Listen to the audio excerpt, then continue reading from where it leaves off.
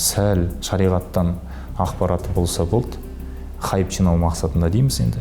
Діни мазмұндағы әңгімелерді насихаттап, халық арасында түсіндіру жұмыстарын жүргізіп жатады.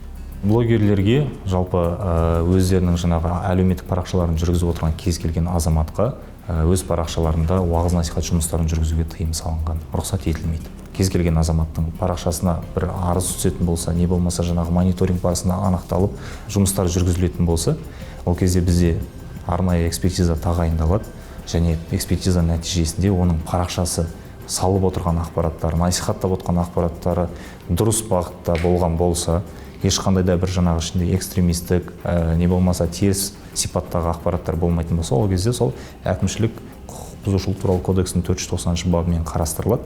Ал теріс бағыттағы болатын болса, енді өз кезегінде қылмыстық кодекстің 174-ші, 253, 254, 258-ші бапқа дейінгі баптармен қарастырылады.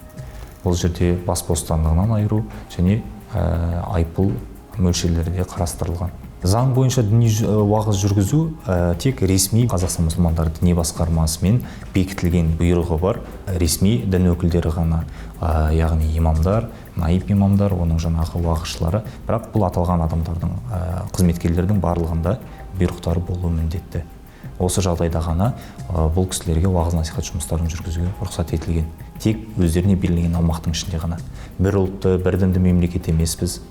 Бұл діни бірлестіктердің барлығының құқықтары заң алдында теңдей қорғалған. Біздің еліміз зайырлы мемлекет, ешбір дінге бұндай уағыз насихат жұмыстарын әлеуметтік желі арқылы жүргізуге де рұқсат етілмеген.